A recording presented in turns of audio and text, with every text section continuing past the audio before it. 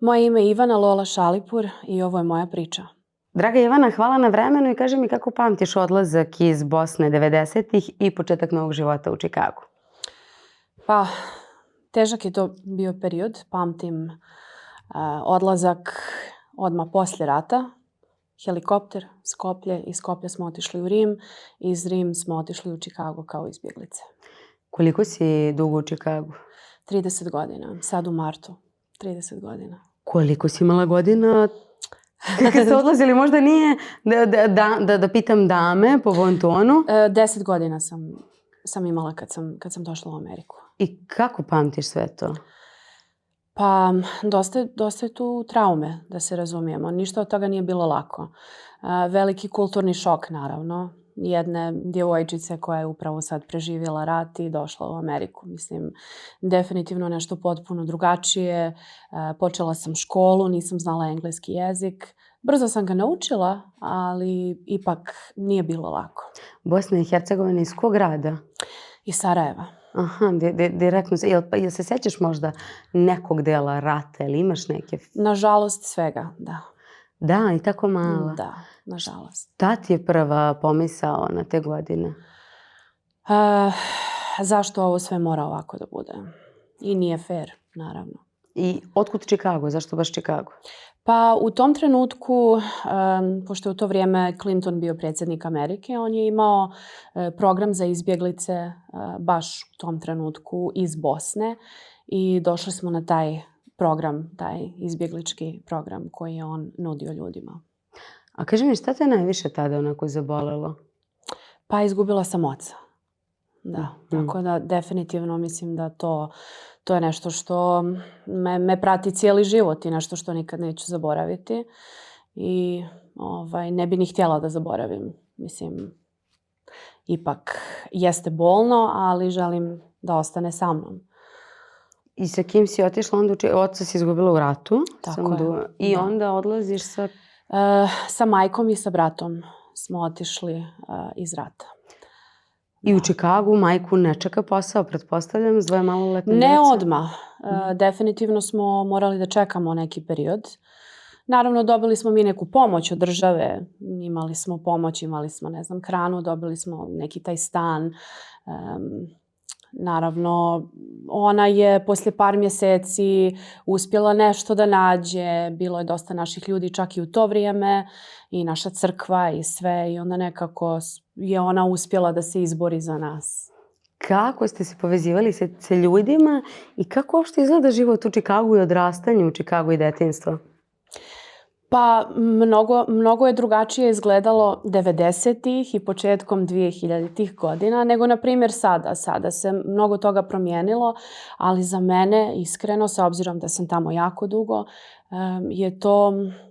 jeste bio težak period, ali lijep period za mene. Mislim, nekako su bila drugačija vremena, sve nekako bilo simple, što bi se reklo. Jednostavno. A kad otišli ste znači u Čikagu, koliko vremena ste proveli tamo i kad si se prvi put vratila ovdje? Nisam bila, ja mislim da nisam, pa jedno 6 godina nisam dolazila. 6 godina nisam dolazila i onda sam počela da dolazim svake godine na ljeto. Ostajala sam jedno 3 mjeseca kod tetke moje u Borči. Bukvalno sam provela djetinjstva u Borči i na Novom Beogradu. Aha, ali nije bilo izbor kao da se vratiš u Sarajevo, nego ste se ovdje upravo... I nije bilo, na primjer, izbora da živite, da ne idete u Čikagu, nego da dođete u Srbiju? Pa moja majka više nije htjela da se vraća za Balkan, što je potpuno razumljivo sa obzirom da je ona super heroj šta je sve preživjela. Tako da potpuno je razumijem. Nije htjela da se vrati za Bosnu. Naravno, dolazila je za Srbiju i mi smo. I ja sam isto išla za Bosnu često jer su mi u tom trenutku baba i deda živjeli tamo. I kad se vratiš, na primjer, da li si vidjela svoju rodnu kuću u Sarajevu? Kakav je utisak posle 6 godina? Ti sad dolaziš kao tinejdžerka, 16 godina. Moram priznati da sam bila jako bijesna na cijeli svijet. Nije mi bilo lako biti u Sarajevu, biti tamo. Mislim, od od tih godina sam ja već počela da imam i napade panike i svašta nešto i anksioznost svaki put kad se pojavim tamo zbog te cijele situacije. Nije bilo lako, a opet sa druge strane mi je bilo drago što sam tu, jer to je moj rodni grad, to je to. Što te najviše ojačalo u tih godina? Dobro pitanje. Ja, samu sebe, nekako. Teško je to objasniti. Naravno, kad je u pitanju biti fizički spašen, ja sam bila spašena, ali emotivno niko nije došao da me spasi. Morala sam samu sebe. I kad kažeš emotivni spas, mnoga ženska deca uđu u taj disfunkcionalni odnos sa mamom kada mama izgubi partnera i kaže ja onda postanem svojoj mami mama jer želim da nju izbavim od njene boli. Jel se tebi možda to desilo? Možda sad, da. Sad u ovim godinama definitivno. Jer tek sada mogu da razumijem šta je moja majka sve prošla. Prije, dok sam bila tinejdžerka, imala sam jako loš odnos sa njom. Pravila sam joj dosta problema jer nisam mogla da razumijem. Bila sam previše mala. Nisam imala dobar odnos sa njim, ali nekako kroz godine sve više i više kad sam dobila neko razumijevanje za nju i shvatila šta je sve ona žrtvovala, potpuno sam promijenila mišljenje. Da. Sad opet jedno lično pitanje, je li imaš decu, kažem, je li to kroz to iskustvo dece ili ne? Imam sina, ima 6 godina.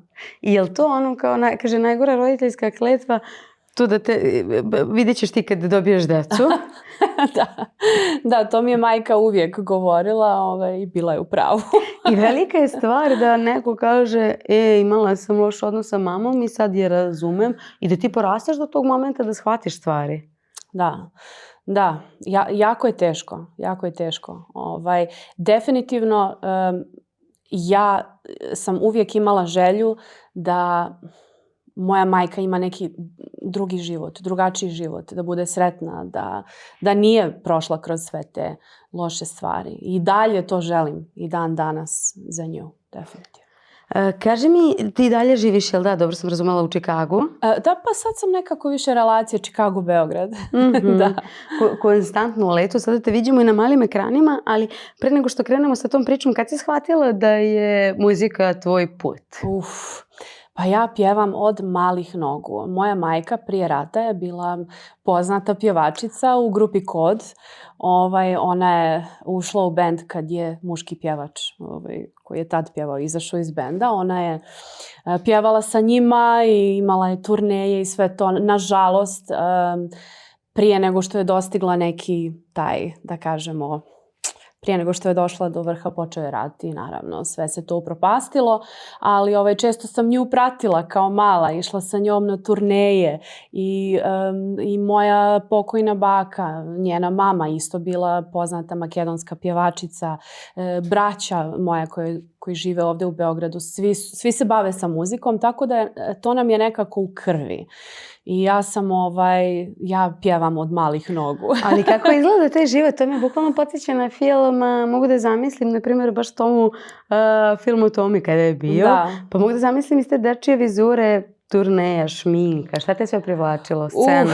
Da, definitivno scena. Mislim, gledati svoju majku na bini, to je bilo... Bila sam jako ljubomorna zbog sve te djece koji su bili tu na koncertu.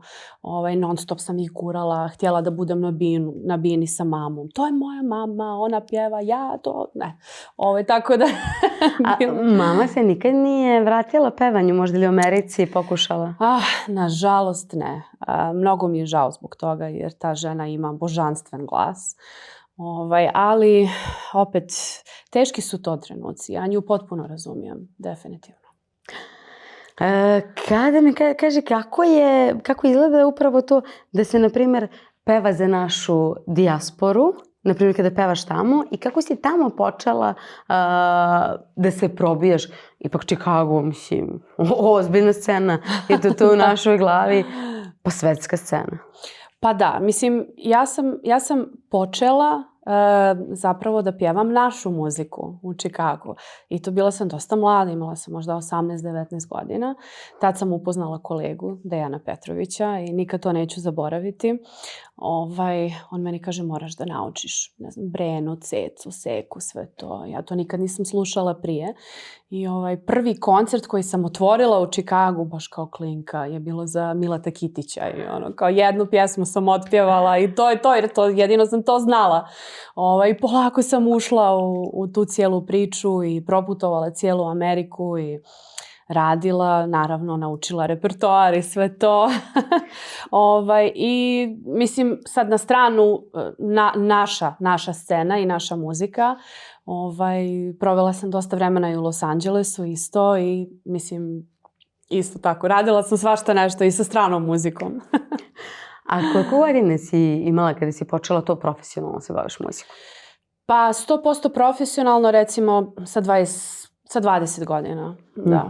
Dobro, nisi ona klinka, to 15-16. Ne, ali mislim 20 i dalje sam bila klinka. Dobro, jeste. Da. Apsolutno. Da. Reci mi, atmosfera u Čikagu, da li se promenila u posljednjih nekoliko godina i kako, na primjer, danas izgledaju ti nastupi? Pa kad pričamo o našoj muzici, o našim tim nekim klubovima, restoranima, kafićima, ima stvarno dosta super kolega, pjevača, pjevačica, muzičara. Nekako smo svi tu, svi radimo, svi imamo posla. Nekako je to sve skockano, savršeno. Naravno, u zadnjih, recimo, godinu, 2, 3, nije baš najbolja situacija politički, na primjer, i ne mogu da kažem sad da je savršeno. A kako ti izgleda poređenje ovdje i tamo, što se tiče baš pevanja? Zavisi kako misliš. Mislim, meni je ovdje sve novo, da se razumijemo. Ja sam uvijek provela ovdje par mjeseci pa sam se vraćala. Ali interesantno mi je ovdje sve kako to funkcioniše na estradi. Mislim, naravno, ima i pozitivnih i negativnih stvari, ali definitivno mnogo drugačije. Mnogo. Da? Da. Kaže, da, ti si bila u Američkom Idolu. Da. Kako? 2009. godine. To je baš bilo u Čikagu, imali su audiciju u Čikagu, bilo je hiljade i hiljade i hiljade ljudi se prijavilo. Definitivno mnogo drugačije od bilo koje situacije ovdje u Srbiji koje sam doživjela. Prijavila sam se. Nisam imala nešto pretjerano puno nade da će bilo šta da se desi.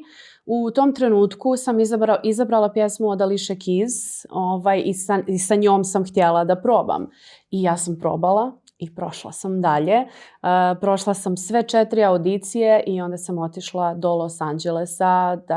Jer moraš prvo da prođeš određene te neke audicije da bi došao do glavnih sudija tipa Simon Cowell i sve to. Onda sam došla do Los Angelesa i dobila jedan veliki, kako se to kaže, reality check. Šamar jedan ovako. Kad sam u stvari vidjela kako to sve funkcioniše i bila sam jako razočarana, moram priznati. Nisam htjela da idem dalje, definitivno. Upravo to, ti si izabrala da ne budeš deo te igrarije. Da. I to je velika hrabrost. Pa, sad, mislim, hrabrost, definitivno. Taj ugovor je jedno veliko zlo. Mislim, ako ćemo iskreno. Šta to znači? Pa, to je ugovor koji ti, na kome piše da oni bukvalno kontrolišu sve. Kako se oblačiš, šta ćeš da pričaš, gdje ćeš da se pojaviš, šta ćeš da pjevaš, gdje ćeš da putuješ, kako ćeš, šta ćeš. Mislim, to je sve nekako savršeno napravljeno u ugovoru gdje oni faktički kontrolišu sve što ti radiš, bez obzira da li će neka izdavačka kuća da te uzme i da te potpiše. Ti njima moraš da daješ procenat cijeli svoj život, cijelu svoju karijeru. Bez obzira da li si sa nekom izdavačkom kućom ili ne. Ali cijela poenta je da oni kao eto, mi smo napravili zvijezdu od tebe i to je to. Ali to ne postoji znači vremenski ograničeno, nego je ceo život. cijeli život. I mislim da prva pobjednica Kelly Clarkson, mislim da je ona tek sada, poslije svih tih silnih godina, uspjela na neki način, naravno sa silnim parama i advokatima, da se izvuče iz ugovora sa američkim idolom. Je li to majka? Ko je to bio zdrav razum da kaže ne, nikako? Moj advokat koji je pregledao ugovor i rekao je bukvalno mi je rekao ti si luda ako ovo potpišeš. Ti si luda ako ovo potpišeš. Da. Je li ti bilo krivo nekad zbog toga? Pa mislim, naravno, bilo mi je krivo jer mašta te vodi svuda i non stop sam razmišljala o tome, ok, a šta ako sam potpisala, šta ako se desilo to i to i to. Ali onda što više vremena sam provela u Los Angelesu jer kroz određene kontakte sam došla i do nekih, recimo tih nekih poznatih ljudi, dala sam svoj glas za neke filmove čak i sve to i nekako kad sam upoznala sve te ljude i provela neko vrijeme u Los Angelesu, moraš stvarno imati, što vi kažete, hrabrost za to, jer ništa od toga nije, znaš, cvjeta sve. Aha. Ne, jako je, Hollywood je mračno mjesto i mislim nije baš toliko jasno, lako. da, kako mi zamišljamo to sjaj. Tako je. I da je sve ljubav, sve će proleće. Ali dobro, definitivno sa ove distance to je bila prava odluka za tebe. Pa, definitivno jeste. Mislim, ne mogu da kažem, ne mogu da griješim dušu. Jeste to meni pomoglo i otvorilo mi je dosta vrata za određene stvari. Mislim, zaista jeste. Ali, definitivno nije za mene. A kakav je Los Angeles? Pa, znaš kako, sve se dešava van Los Angelesa. Znači, sve je zapravo tu u Hollywoodu, West Hollywood, Malibu. Mislim, ništa nije u samom Los Angelesu. Zapravo Los Angeles nije baš toliko lijep. Downtown Los Angeles. Tu gdje su zvjezdice, to je nekako sve nekako turistički. Ali sve se dešava van Los Angelesa, da. A te crne strane za koje mi, na primjer, ljudi koji nismo imali priliku da otputujemo, na šta bi ti nekom turisti skrenula pažnju gdje ne treba da ide? Ili bilo kom lajku? Pa, mislim i na Chicago. Chicago? Da, i na Chicago i na Los Angeles, gdje god, što god kažeš. Chicago, mislim, svaki taj veliki grad ima svoje te neke, sad ne znam kako se, zaboravila sam srpski na trenutku, ali ne znam. Na primjer, ja razmišljam o tome. Svaki dio ima nešto, neki dio gdje ne bi trebao da ideš. Aha, da nije bezbedno. Jeste, gdje nije bezbedno, da. I razmišljam kao dođeš ovdje sa 16 godina i kao sloboda, prelepo, odeš tamo. Jel imate te razlike, te distinkcije? Kako ne? Ima, kako da ne. Mislim, veliki je kulturni šok otići u Ameriku. Definitivno, da. Ta odluka da ćeš ovdje graditi karijeru, ali povezana sa, na primjer, tvojim ljubavnim životom, sa odlukom da si pola-pola. Je li majka i dalje tamo? Jeste. Moja majka, brat i sestra, oni su i dalje u Chicagu. Moj muž je također isto iz Sarajeva, ali smo se upoznali u Chicagu. I doduše on je prije rata došao u Beograd, ali smo se upoznali u Chicagu. I nekako smo došli do odluke zajedno da najviše želimo da budemo tu zbog našeg sina, da ide ovdje u školu i da nekako donekle ima normalno neko djetinjstvo, jer ja znam kako je meni bilo u Americi i htjela bi da on ima to, barem blizu toga što smo imali, na primjer, ja i moj muž. Taj cijeli sistem edukacije u Americi jednostavno, mislim, to je raspad sistema.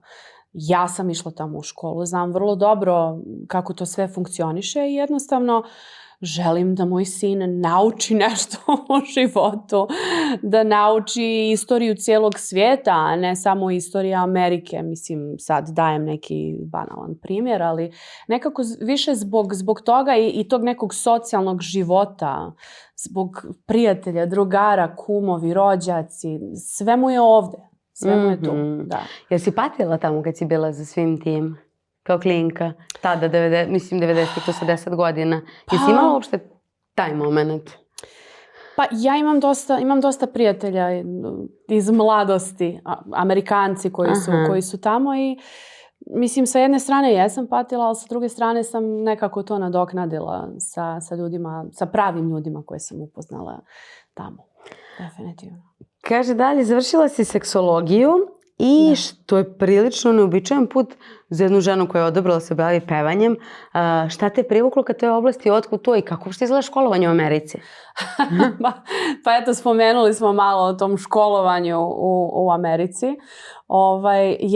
Ja sam ušla u tu priču zato što, mislim, generalno to najviše i prolazi u Americi. Da se razumijemo, svako ima svog terapeuta. Jel te? I to je nešto gdje će uvijek biti posla, ako me razumijete. Nije tabu tema, ljudi su dosta više otvoreniji u Americi, dosta više traže tu pomoć da neko neutralan i neko objektivan im pomogne i jasno, reši, da im naravno. riješi probleme, naravno. Tako da ušla sam u to baš iz tog razloga i mislim naravno zato što želim i da pomognem ljudima. Ja najviše radim sa bračnim parovima i sa individualnim ljudima koji imaju probleme više seksualne prirode. Jel ti ostaje neki primjer, na primjer baš to iz Amerike, koji ti je urezan u sećanje? Neki bračni? Onoliko. Jesi sigurna da ćeš da uđemo u ovu priču? Pa mislim, ne baš, ima stvarno raznih slučajeva, ali uvijek je isti problem, to svima i govorim, uvijek je problem komunikacija. Ljudi imaju strah, neke barijere da komuniciraju sa partnerom, da kažu, znaš, plaše se ljudi, neću da povredim partnera, neću da napravim problem, neću da se svađamo, a u stvari to je cijela poenta da kažeš šta ti smeta, da dođete zajedno do rješenja. Mnogi ljudi nekako odustanu, ajmo odmah razvod, djeca su u pitanju, često. I nekako, naravno, ne govorim za situacije gdje postoji nasilje ili tako nešto, ali ako volite tu osobu, mislim, uvijek postoji, mislim, mora da se nađe neka solucija, definitivno. Ako želite da se borite za to, apsolutno. Jel sad samo eto, gledajući sa strane takve situacije i kod nas? Imam utisak da je ovdje sve više razvoda. Ali nije samo ovdje, vjerujem mi, u cijelom svijetu je tako. I u Americi je isto tako. Mislim, nije neka razlika. I u Americi sad već nije 50%, sad je već 52% po statistici. Što je baš onako, mislim, ludilo. I mnogo ljudi bira da ne ulazi u brak. Mnogo ljudi sad bira, neće da rađaju djecu, neće, mislim. I potpuno ih razumijem sa jedne strane, ali nije samo ovdje, svuda je tako. Da, ali nekako nas ubeđuju da smo sami sebi dovoljni, a nije tako, čovjek je društveno biće. Da, mislim da su socijalne mreže dosta krive za to. Definitivno. Socijalne mreže su i naravno taj neki standard, svijet te ubjeđuje da moraš da se držiš tog nekog određenog standarda, moraš da izgledaš kao Kim Kardashian, moraš da izgledaš kao, ne znam, sad, kao ceca, ne znam, mislim, moraš da izgledaš tako, moraš da imaš, da budeš savršena žena, moraš da budeš savršeni muškarac, moraš ovo, moraš ono, toliko pritiska dolazi sa svih strana i ljudi zaboravljaju često ko su zapravo, znaš, mislim, šta ti zapravo možeš da ponudiš. Hvala vam mnogo. Hvala vama mnogo.